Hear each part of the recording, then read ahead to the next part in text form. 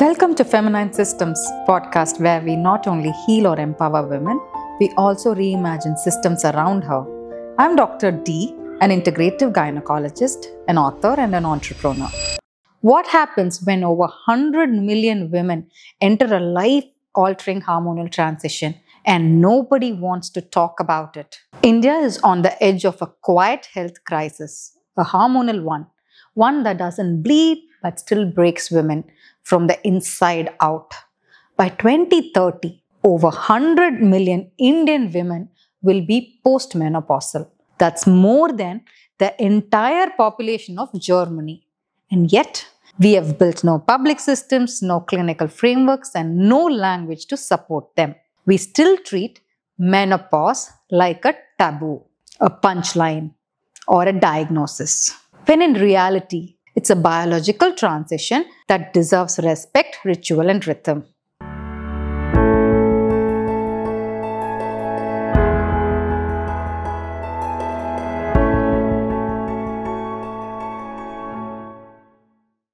Studies show that over 50% of Indian women experience hot flashes, insomnia, or difficulty sleeping, vaginal dryness, and mood instability. But less than 20% ever receive help. Not because they don't want it, but because their doctors aren't trained to offer it. The system does not train them because there is no structured care for menopause all over the world. Because even urban women are told it's normal, just adjust. Let me tell you about a patient of mine. She was 46 years old.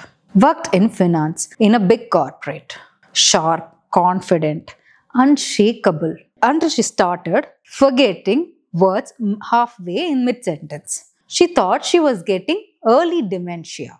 Turns out she was just in perimenopause. And no one told her that brain fog could be normal in perimenopause. This is the real menopause care gap in India. No structured screening for bone loss or cardiac risk. No insurance coverage for hormonal replacement therapy or non-hormonal therapies.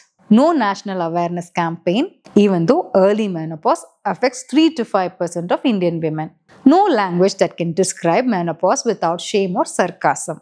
Because most people look at it as it's a normal process of aging. But here's what I believe as an integrative gynecologist, a mother, and a systems thinker. And of course, a woman in her early 40s. Menopause is not the end of womanhood. It's the beginning of unfettered feminine power. That's the good news. But we also should know the other side of the coin. What we need is not just treatment, but structured support. Sleep protocols, food as medicine, physical activity tailored to shifting joints and hormones. We also need, very importantly, safe and non-judgmental spaces to speak. So if you are listening and you've ever felt rage, you couldn't explain. If you have ever stared at the ceiling at 3 a.m. in the morning from sleep, heart pounding, body cold, and wondered if you were going mad, all the time fighting with your spouse, you're not broken. You're in this transition. This is called perimenopause. You deserve care, not silence. In the previous episodes, we discussed that mood changes during perimenopause and there is nothing wrong to reach out for professional help. In another episode, we have decoded HRT, the facts, fears, and the future of hormone care in India. Let us move into understanding menopause and perimenopause. Menopause is defined as permanent cessation of menstruation for 12 consecutive months of no periods. Natural menopause typically occurs around 45 to 55 years of age. It was 52 previously. The normal has come to 47, 48 now. Early menopause means it is before 45. Premature menopause, or we call it as premature ovarian insufficiency, which is before 40. Perimenopause, what is this? It is the transitional phase before menopause, but it starts sometimes from 4 to 10 years before this one incident or one event of menopause happens. It is marked by hormonal fluctuations leading to changes in the menstrual cycle, frequency, flow, and associated symptoms, which are quite a few. It can begin very early on from 38 to 45. It can average from, as I said, 4 to 10 years easily. It ends 12 months after the menstrual period, right? So, how this perimenopause presents itself in your body. Let us go through this. Estrogen can be super high one day and crash the other day. This follicle stimulating hormone, it also spikes unpredictably. Another hormone, progesterone, declines. It again leads to unopposed estrogen and mood instability. This hormone volatility is why your cycles can be heavy in 1 month and missed, or it can be nothing, no problem in the next. Estrogen acts like a neurological glue. Estrogen regulates serotonin, dopamine. It protects against inflammation. It improves memory. It improves your cognitive flexibility. When this estrogen is fluctuating, you feel foggy, brain fog happens. You become forgetful, emotionally dysregulated. Anxiety and depression may surface for the first time in your life. This is why many women are misdiagnosed with ADHD or anxiety disorder or depression during perimenopause, when actually it is a neuroendocrine shift. And they are just prescribed antidepressants and anti-anxiety medications.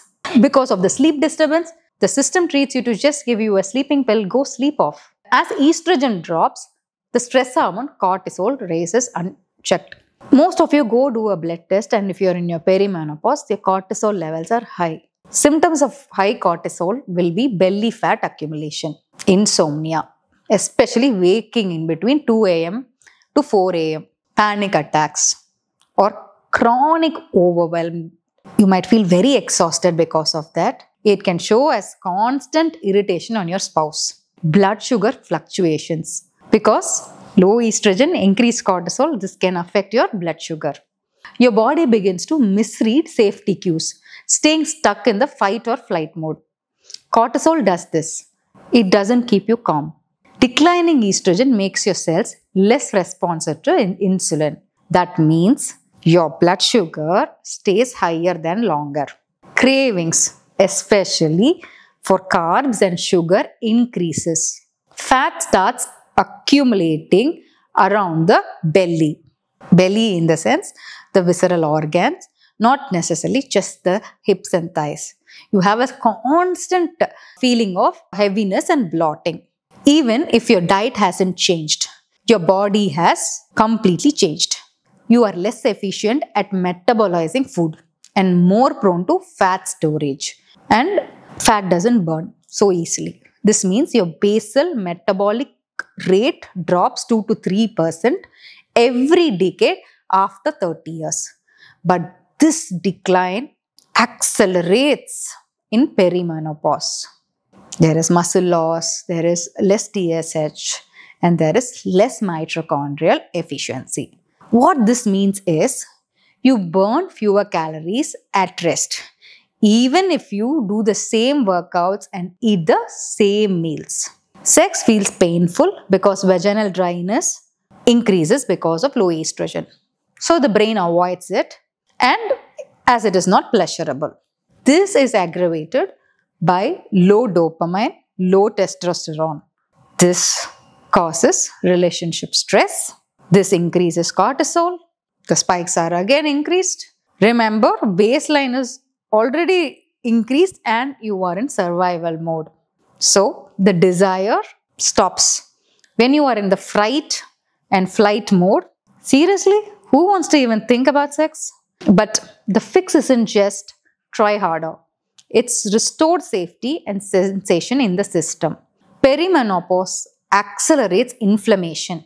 I've talked in detail about inflammation in episode 8. It's a low-grade chronic inflammation. This chronic inflammation is tied to mitochondrial decline, which presents as low energy, tiredness, fatigue, joint stiffness, brain fog, poor sleep, suppressed emotional trauma, gut dysbiosis.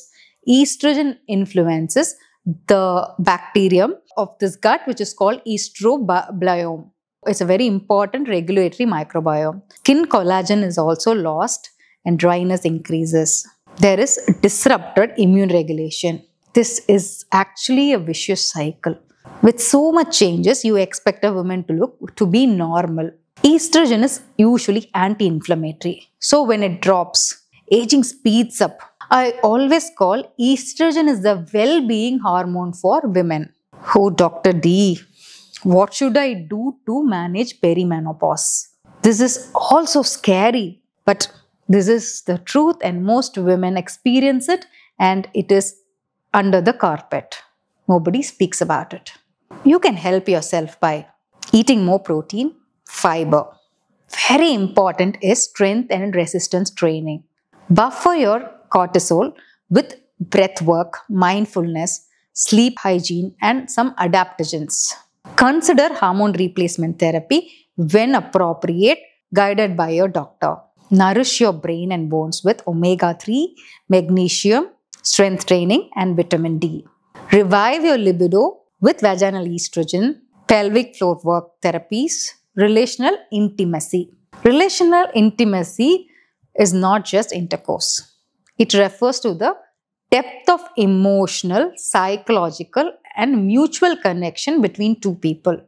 It's beyond the sexual acts. It's about feeling seen, safe, and understood by someone you're close to.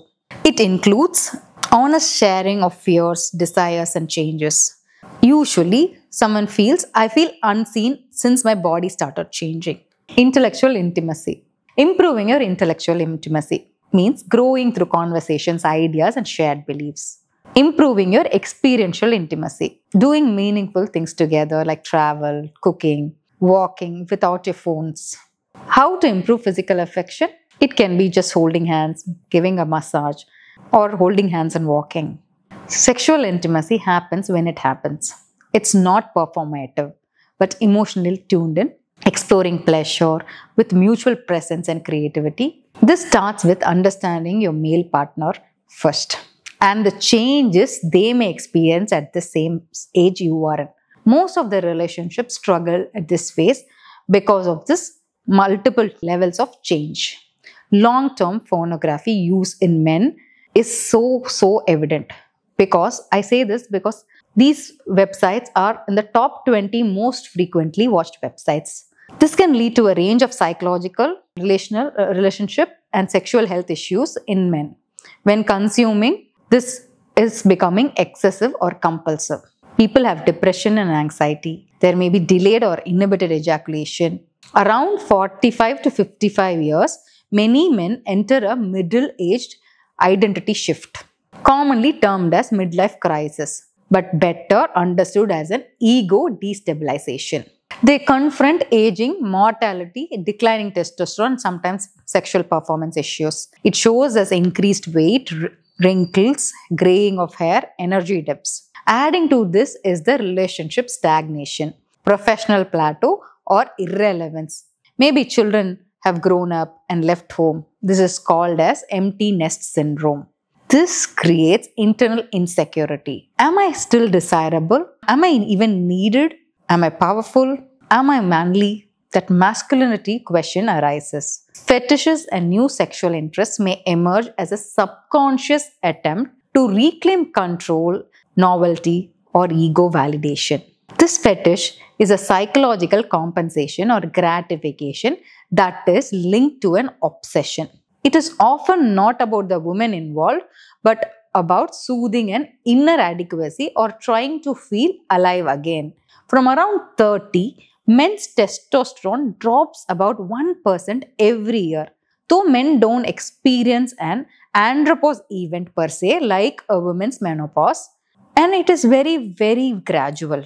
By 50, many men also experience lower libido, slower erections, less energy and drive, mood instability. While this change is gradual, its emotional impact on the men is massive. For many men, sexuality is linked to self-worth and power. So when the body stops responding as before, it can trigger panic. Am I still man enough? Apart from these, men experience a dopamine fatigue. Normal intimacy may be flat and boring. More extreme or unusual sexual fantasies are sought for stimulation. This is how fetishes often begin or intensify. Neuroscience explains this as novelty seeking due to reward circuit fatigue. It's not love, it is purely neurological compensation. Biologically, males of many species are wired to maximize reproductive output. That is how the procreation of species happens. This is often through variety. It's an evolutionary hardwiring, not a justification to stray. As men age and confront the end of their reproductive relevance, some may unconsciously seek novelty as a last resort. This often plays out as secret sexting, addiction to porn or escorts, flirtation with younger women, sudden sexual boldness or risk-taking. But none of this is about sex itself. It's about emotional anesthesia.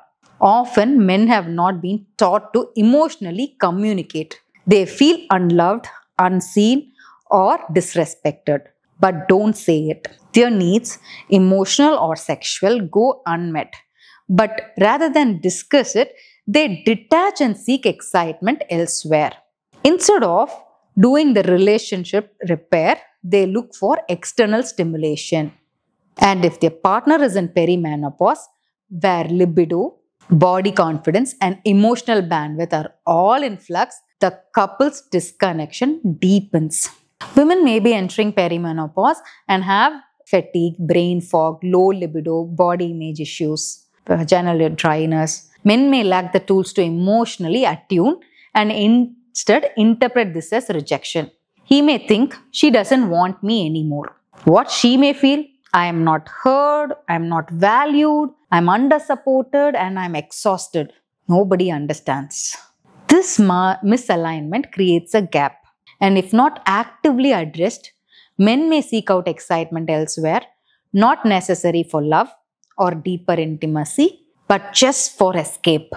Escape from their symptoms of aging and vulnerability.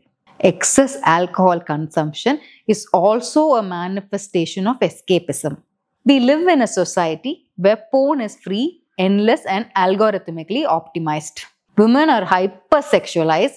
Look around everywhere how a woman is portrayed. And so naturally, she is objectified. Vulnerability in men is mocked or avoided. That is not a sign of manliness, is what we are taught. This is trained culturally and socially meant to associate sex with domination, control, or variety. See women as sources of pleasure, not partners of connection.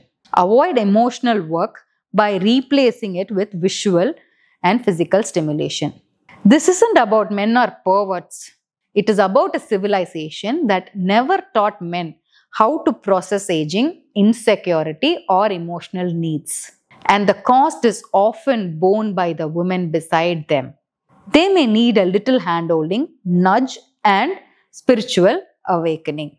Now, moving on to understanding our own hormonal changes and the metabolic effects deeper during this perimenopause. Estrogen increases insulin sensitivity. It helps body to respond to smaller amounts of insulin. Progesterone, especially when dominant, can cause mild insulin resistance. That's why many women experience food cravings and bloating before periods. Puberty, pregnancy, postpartum, perimenopause, menopause are all windows of massive hormonal shifts. Estrogen becomes protective and then suddenly absent. The body stores more visceral fat to buffer these shifts. If the stress response or nutrient profile isn't supported during these phases, metabolic dysfunction becomes likely. Insulin resistance shows up differently in women than men. In men, we see it as central obesity and elevated fasting glucose levels. In women, it is more insidious, weight gain despite exercise, fatigue and mood instability. Women's glucose crashes are often dismissed as anxiety or PMS. when they are actually in early stage of insulin resistance. Type 2 diabetes is not just a sugar issue, but a hormonal, emotional, and cyclical issue, especially in a woman. Glucose isn't managed just by insulin. It's regulated by cortisol, estrogen, progesterone, thyroid hormones, all of which fluctuate more dramatically in women. But nobody speaks about it. Add to that the emotional labor, underdiagnosis, and the societal shame around weight or food cravings. And you have a metabolic condition wrapped in hormonal and psychological complexity. No wonder they told you women are a mystery and difficult to understand. The hormones are so chaotic. It needs connection to understand, awareness to figure out. Many people are first diagnosed as prediabetes or diabetes in this stage. Did you know that? Let me break down common queries and myths around diabetes in perimenopause. Food cravings are a lack of willpower. Many husbands have told this to their wives. They just mock at the women like, you have no self-control. Have you also experienced it?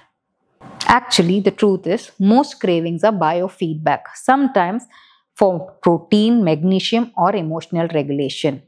So, an integrated methodology of treatment is very important, not to shame their cravings. We would actually prevent a huge portion of metabolic diseases if we had an integrated system of care. Diabetes can be reversed with food alone. No need for medicine. This is another popular myth. The truth is, food, sleep, exercise, or movement can improve blood sugar, but not everyone can reverse full-blown type 2 diabetes. Insulin resistance may remain even after visible control. Skipping medicines too early can damage your kidneys, eyes, nerves silently. Especially dangerous in women when you are having Hashimoto's or polycystic ovaries, where hormones worsen insulin sensitivity. Myth 3. Ayurveda or herbal medicine can fully replace modern diabetes drugs. The truth is, while herbs like berberine, cinnamon, or fenugreek may support glucose control, they are not enough to moderate severe diabetes. Many unregulated natural capsules, which is marketed in India, contain hidden steroids or even metformin without labeling, leading to liver or kidney damage when taken unsupervised. So, be careful when you take these supplements. Dr. D, I have some doubts. Yeah, please ask. Can you be thin and still be pre-diabetic? Yes. This is called TOFI. Thin outside, fat inside.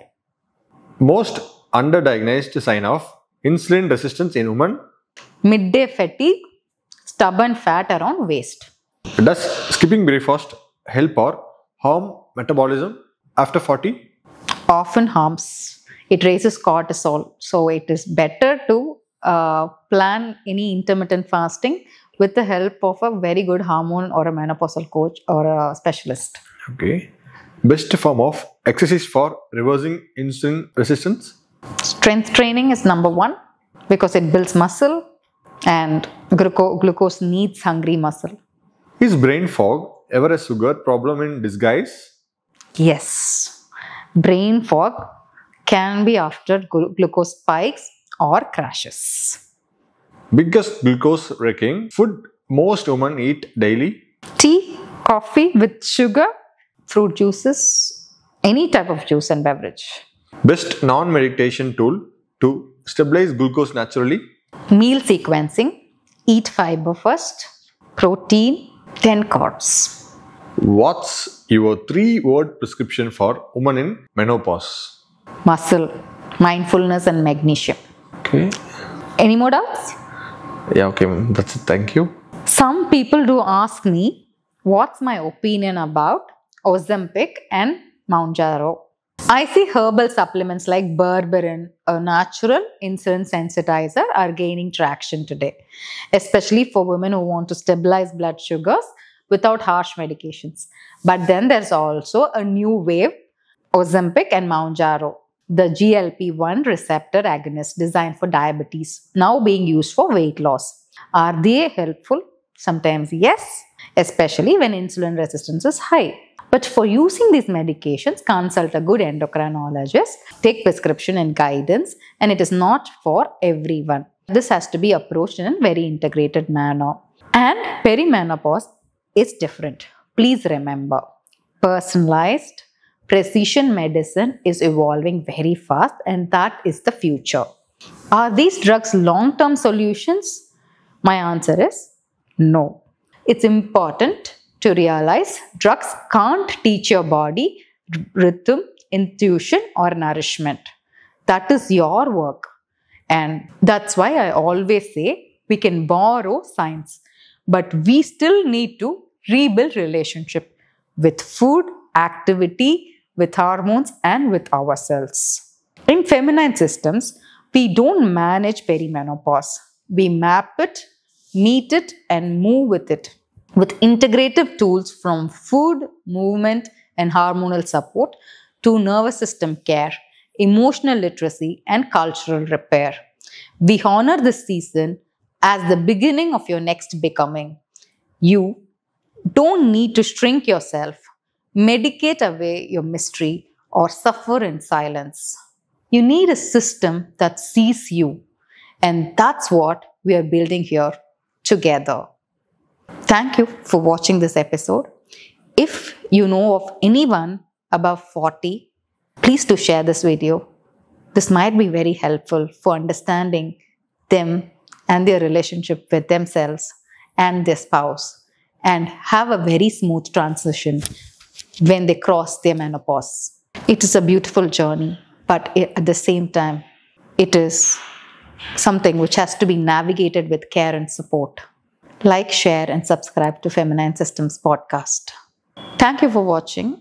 See you soon in the next episode.